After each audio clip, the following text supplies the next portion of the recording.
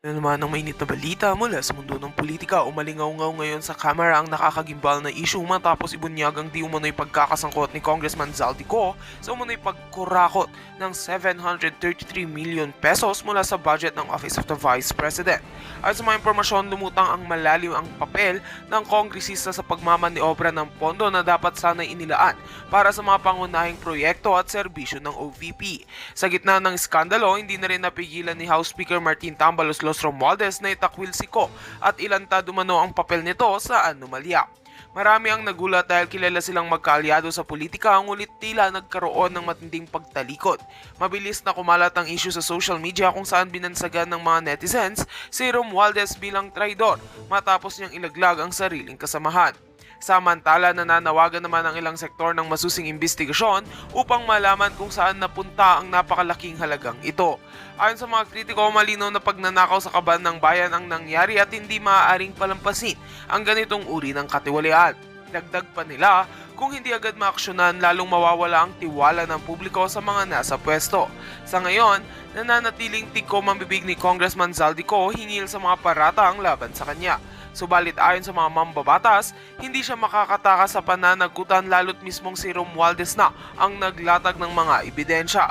Ang tanong ng bayan ngayon, sino ang nagsasabi ng totoo at sino ang tunay na traidor sa gitna ng kumakalat na eskandalo? At yan nga ang mga balitang ating pagkakatutukan, at kung bago ka pa lamang sa aking channel ay huwag kakalimutang mag-like, share and subscribe para updated ka sa mga bagong balita dito sa Tatak Pinas.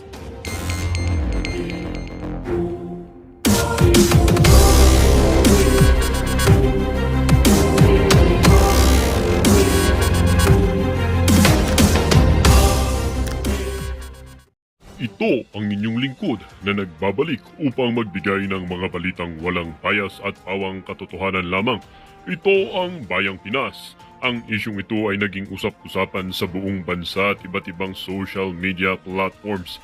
Mahigit 730 million pesos ng Office of the Vice President ang ibinulsapalan nitong si Congressman Zaldico. Nilaglag ang pagkakakilanlan nito o katiwalaan ito ay nangyari dahil or nalaman dahil nilaglag ng kapwa kongreso itong si Zaldico. House Speaker Tambaloslos Romualdez, trinardor niya ba itong kasama niya na ito? Dito nga natin makikita mga kaibigan na kahit sino pa or kung sino pang magkaibigan at sino pang magtandem, sila din pala ang magbabardagulan at magtatrayduran. Dito nga natin makikita mga kaibigan na itong si Tambaloslos Romualdez na ito ay tunay ngang walang integridad at inuuna ang kanyang sariling kapakanan kesa sa kahit matalik niya na kaibigan na ito ay handa niya pa rin atakihin kapag ito ay nakatalikod. Dito nga natin makikita mga kaibigan na itong si Zaldico ay masyado namang nagtiwala dito kay Tambaloslos na ito, kaya ito na rin ang naging downfall niya or napahamak siya dahil sa kamalian niya ng pagiging kampante dito na magkasama sila or tutulungan siya nitong si Tambaloslos Romualdez na ito. Dito nga natin makikita nga mga kaibigan na kaya umanib dito or sumama itong si Zaldico na ito kay House Speaker Tambaloslos Romualdez ay dahil nga rin ito ay isang sakim sa pera at sa kapangyarihan. Masyadong excited para lumakas at yumaman, hindi man lang hintayin ang kanyang panahon. Para nga sa kabuang detalye ay panoorin ang buong video at salamat rin sa ating mga solid viewers sa walang sawang pagsuporta. At kung bago naman sa ating channel ay syempre huwag kakalimutang mag-subscribe, pindutin ang notification bell at piliin na rin ang all upang laging maging updated sa mga balitang bago, totoo at walang bias dito sa channel ng Bayan, ang Bayang Pinas. Huwag din pong kakalimutang mag-iwan ng like at i-share ang ating mga videos. Muli po, maraming salamat.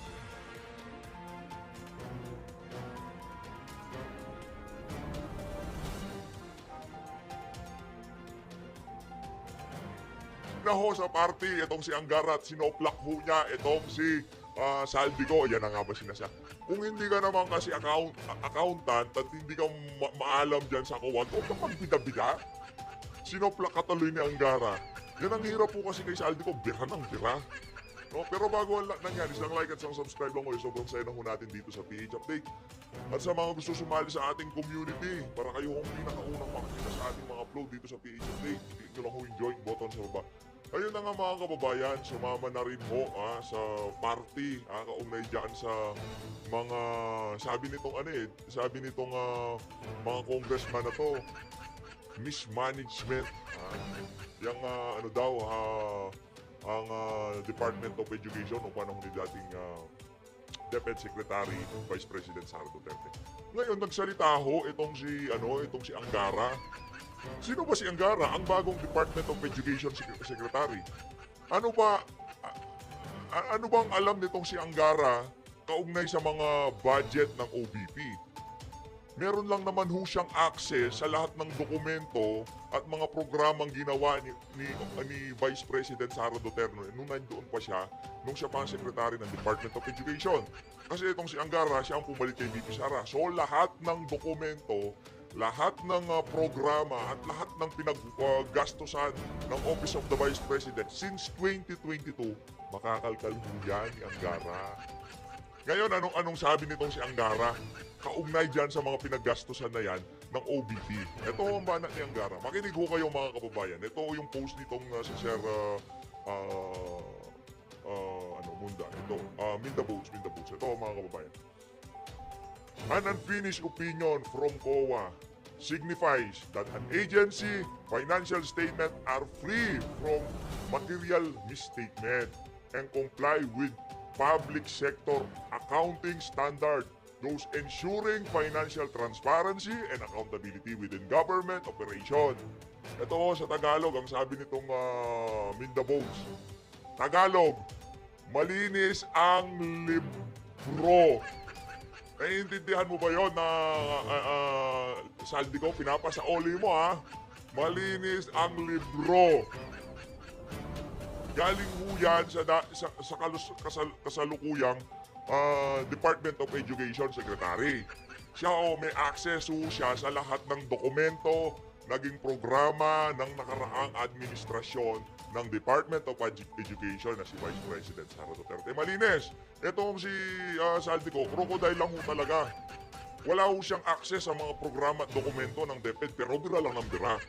Ang bagong Department of Education Secretary nagsalita na. Ito pa ho, the COA issue unmodified opinion including DepEd financial statement are free from material misstatement and comply with international standard. And DepEd is holding regular quarterly financial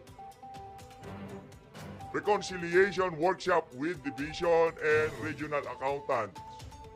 Angara noted. Malinaw ho, malinis ang libro. Ibig sabihin, walang korupsyon na nangyari dyan sa Department of Education. Ano ba sinasabi nitong mga crocodile na to? Mismanage. Wala daw nangyari nung panahon ni VP Sara dyan sa Department of Education. Pero nung nag-resign siya bilang Department of Education Secretary, kalahati o di naman napakaraming guro ang nag-iyakan dahil sa napakahaba ng panahon, si Vice President Sara Duterte lang ang nakaisip na dapat bigyan ng kaukulang kapahingahan ng ating mga guro. At pagka nakabakasyon o kung anumang pahinga yan, hindi sila pwedeng i-text o kung anong report ang ipapasubmit sa kanila. Walang lesson plan habang nagpapahinga. Wala akong ganun. Kaisa-isa, Department of Education Secretary ang nakaisip. Sino? Vice President Sara Duterte. Dahil yun ang practice nila sa Davao. Executive ho, magaling ho iyang si VP Sara sa implementation, sa executive. Hindi ho siya magaling mag-dal-dal-dal-dal kagaya niya si Saldi ko, niyang si Tambaluslos. Aksyon ho ang mga Duterte, hindi naman ho kagaya nito pa. Parang nag-iiba ng mga anyo nyo, sir, Dumadami ng ngipin nyo, Dumadami na ho ang ngipin nitong mga to. Ito, mga kababayan, rekta na ho tayo dito kay Sir Ibi. Anong nangyayari sa Pilipinas? Punta ho tayo. Ito.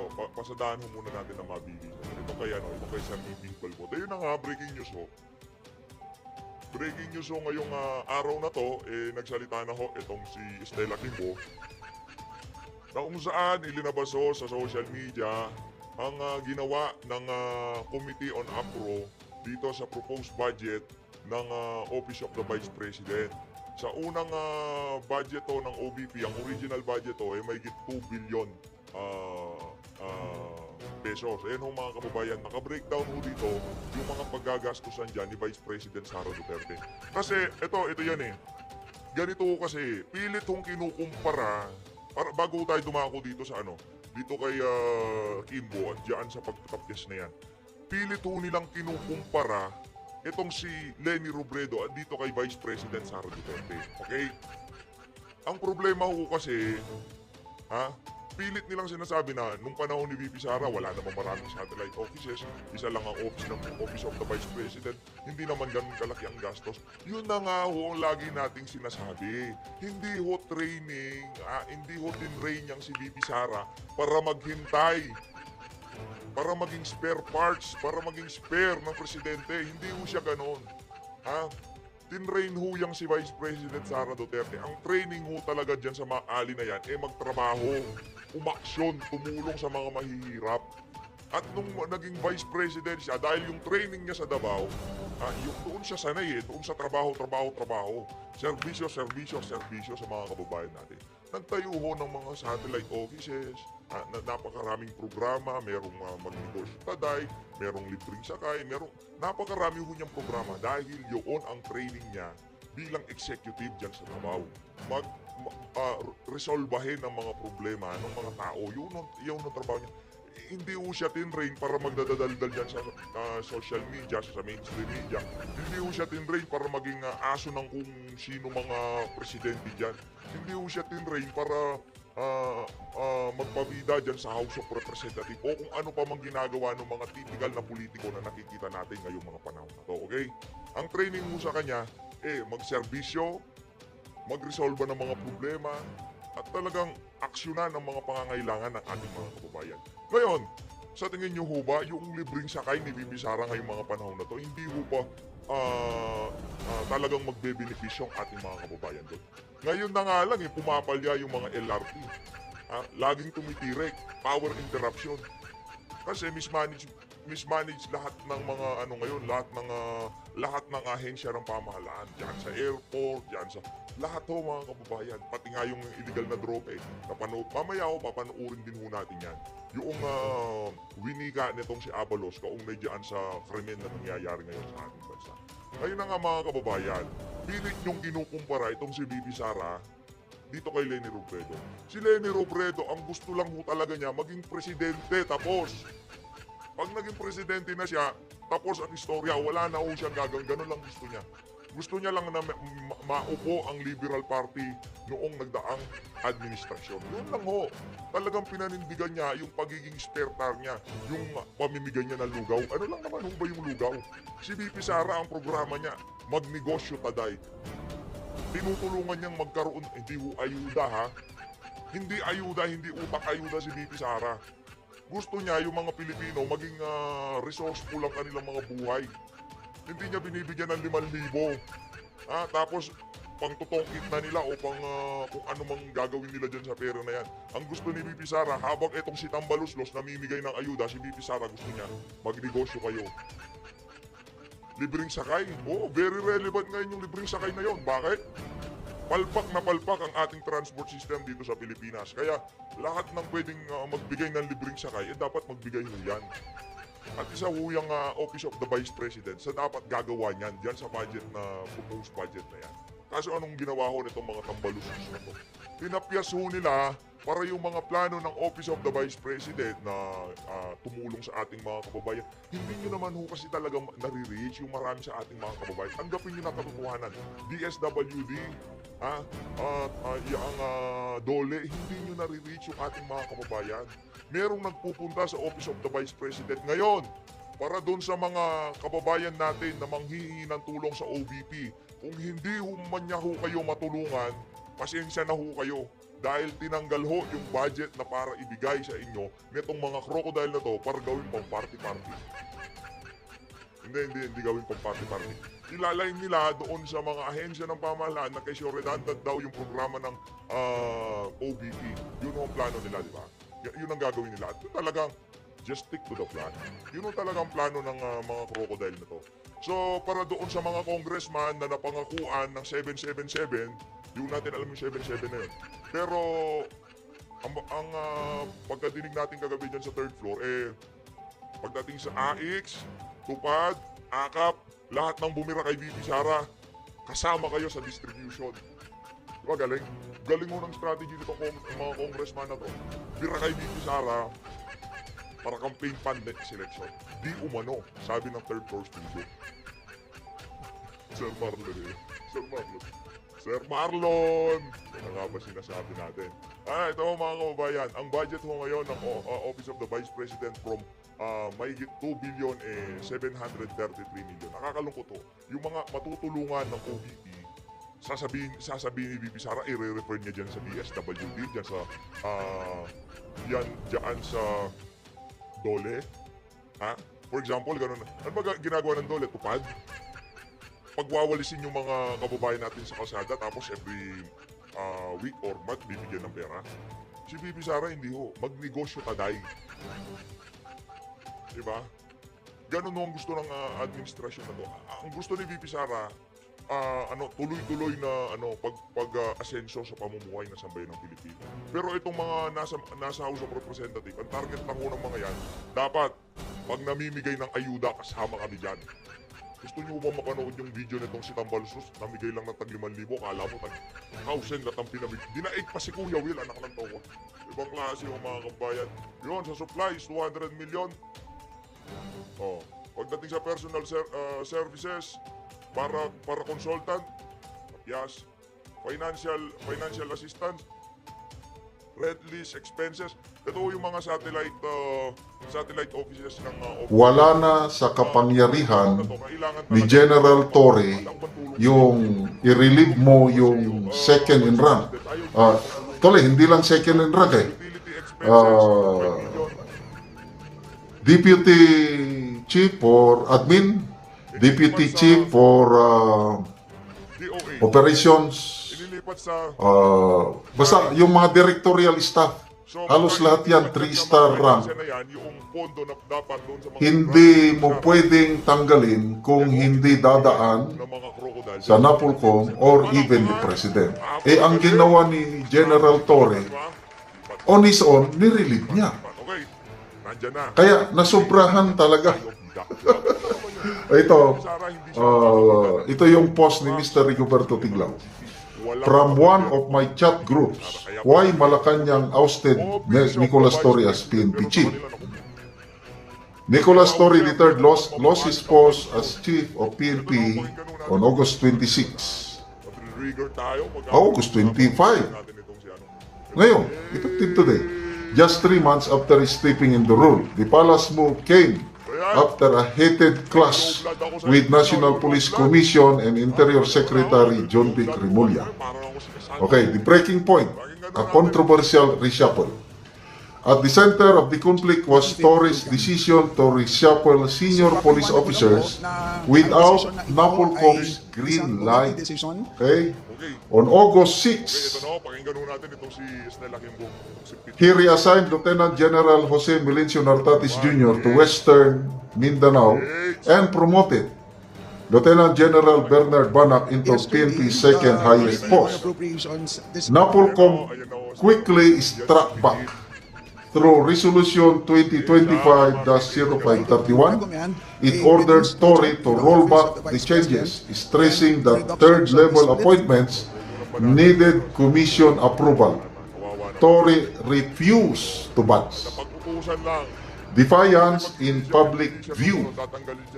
Instead of backing down, Torre doubled down on August 18 flag raising ceremony in Camp Crami.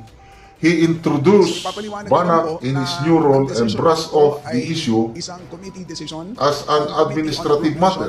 His line, ito yung kanyang speech.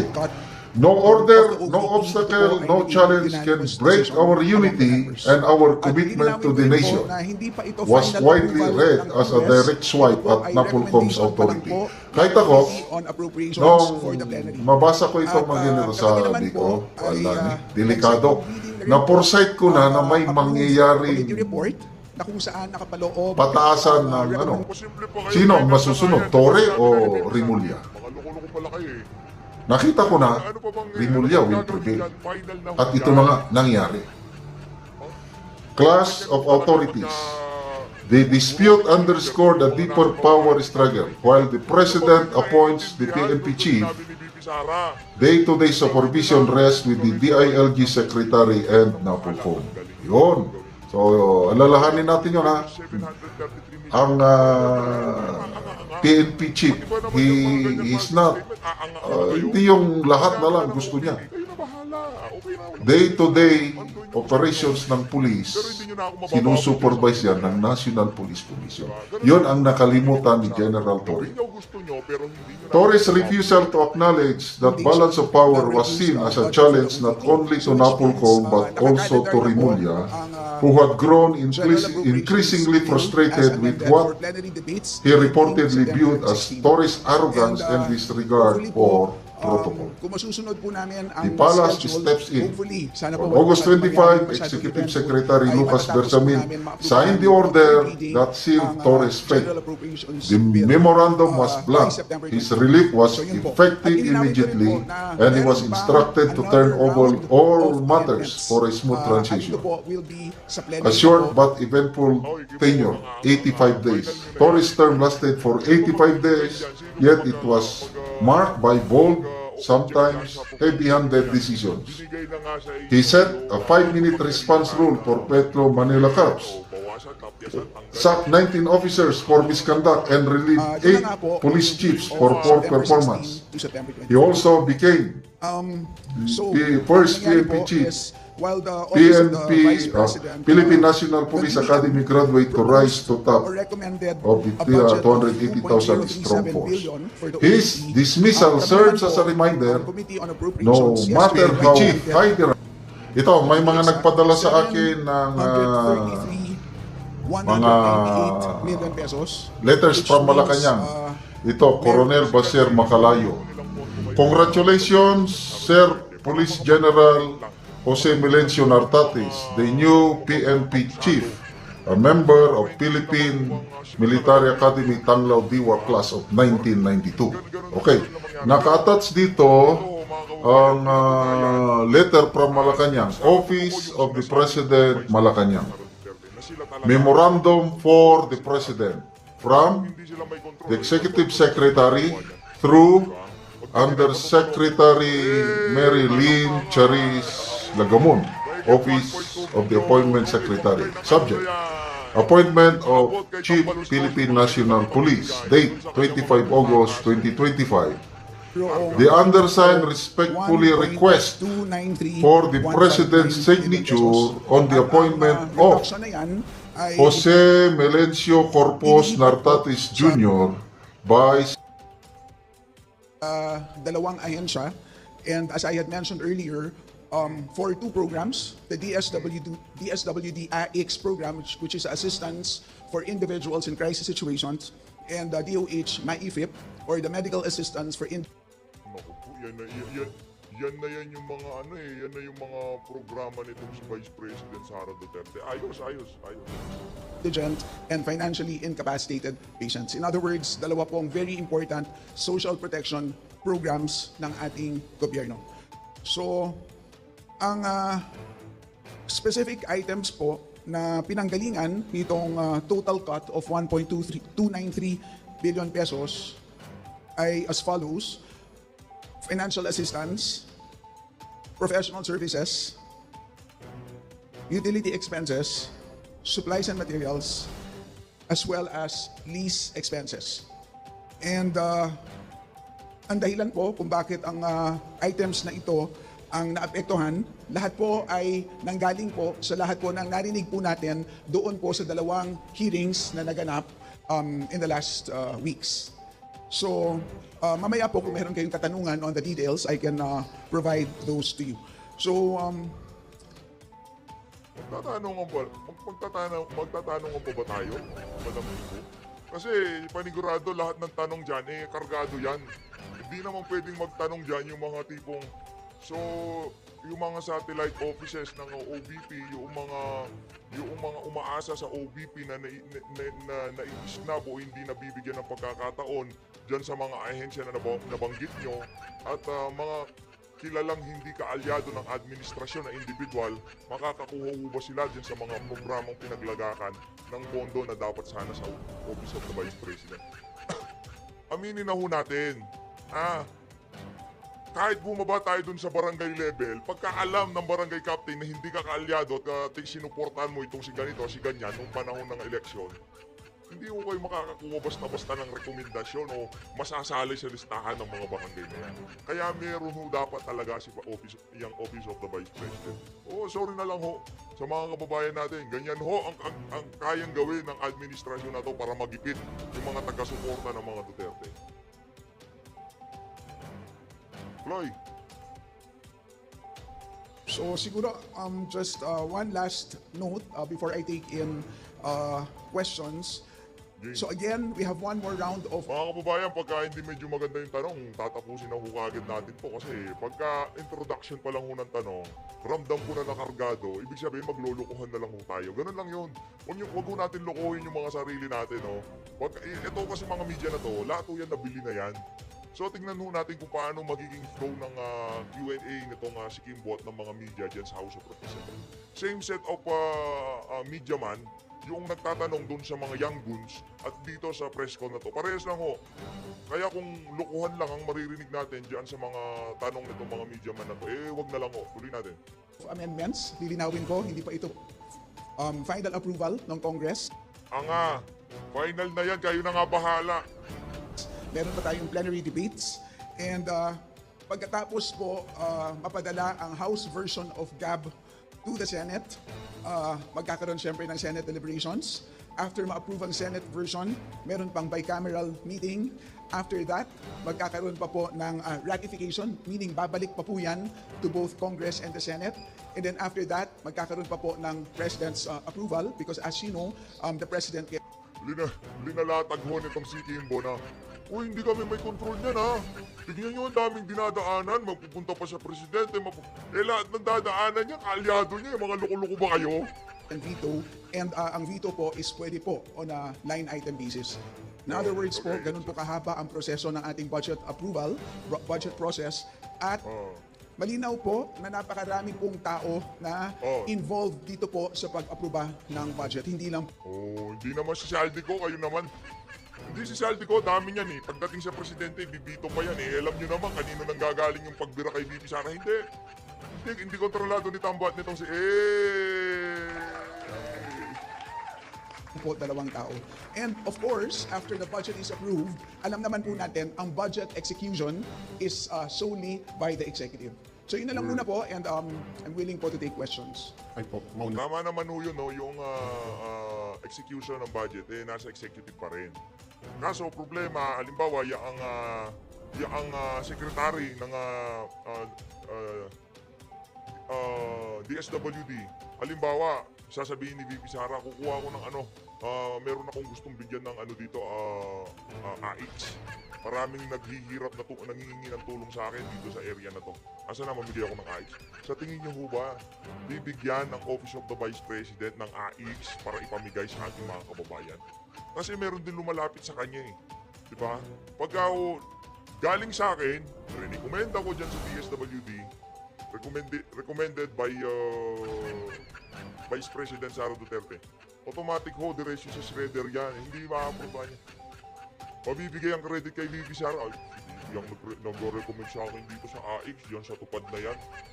No. Dapat ho, si Tambalos sa mamimigay dyan. Madam. Sir, ganun ho dapat ang galawan. Na po ako. Okay, magpubola. Kong Sela, Red Mendoza po from the Manila Times. I know na yung budget cut po is on the House level. But what if the Senate retains those cuts? Ano pong masasabi niyo po doon? If the Senate retains the same amount na pinropose ng OVP. And number two, removing of the lease contracts, does that mean natatanggalan niyo po ng power ang OVP to lease buildings for their satellite offices? So, ibig mo sabihin, parang you're technically removing the power of the OVP to have these satellite offices? Doon po sa first question. So what happens if the Senate decides to approve a different version? So yun po ang dahilan kung bakit meron Huwag nyo nang itanong yan. Narinig nyo tong si Coco Pimentel. Tanggalin na yung mga yan. Yung mga ano na yan. Tanggalin na yan. Huwag na kayong tanggal yan. tayong bicameral meeting. So kung saan po kailangan magkita ang representatives ng Congress, representatives ng Senate, uupo po sila, and they will have to iron out the differences to come up with a single version. Yun po ang dahilan bakit kailangan magkita-kita ulit pagkatapos po maaprubahan ng Senate naman ang kanilang version. At malamang sa dami po ng line items ng ating CAP, for sure, ay meron pong differences ang dalawang version. Ngayon po, pagdating po sa lease expenses, ang lumabas po sa ating pandinig ay marami pong opisina ang ating OVP, hindi lang isa, katulad ng ating mga previous vice presidents na they only maintained a single office. Lumabas naman po sa ating hearings na mayroong 10 satellite offices and 2 extension offices. Pagka nagkaroon ho ng donation drive para dito kay Bibi Sara, hindi wala pa ho eh. For na wala pa ho. Pero if ever, no, nakalikom ng napakalaking pondo itong Office of the Vice President. Yung mga nagmamahal sa kanya mga OFW, maging tayo dito sa PHFD, talaga kung aanuhin natin yan, tutulong ho tayo dyan sa Office of the Vice President. Talagang di ho natin nahahayaan na masadlak ng mga walang yung politiko na to, malamon ng mga politiko nila itong si Vice President Sara Duterte. At kung magkataon ho, talagang tutulong ho tayo dyan sa donation drive na yan for the Office of the Vice President. No? Mapapahiya ho lahat ng mga congressman na yan, panigurado. Hindi nyo binigyan ng budget si VP Sara, walang problema. Tignan natin kung saan kayo pupulutin. And this is likely the reason why lease expenses umabot sa 53 million pesos na mas malaki ng dihamak compared to the previous vice presidents. So, Hindi naman nagtatrabaho yung amo mo eh. Ano ba ginawa ni Lenny? Si VP Sara maraming programa at hindi namimigay ng ayuda. Hindi namimigay ni VP Sara negosyo, kabuhayan, mga loko-loko. minabuti po naming balik po siya sa levels ng 2022 na kung saan ang Vice President natin noon only maintained a single office. So, as I explained earlier, pagdating po sa budget execution, bahala na po ang executive dyan. Exactly how they will use the 32 million that we had approved ay bahala na po sila doon. Kung magka-cancel po ba sila ng contracts, kung sila po ba ay magte-take in ng donations, that is completely up to them how they will implement or execute the budget. As far as we are concerned, kung ito po ay maging final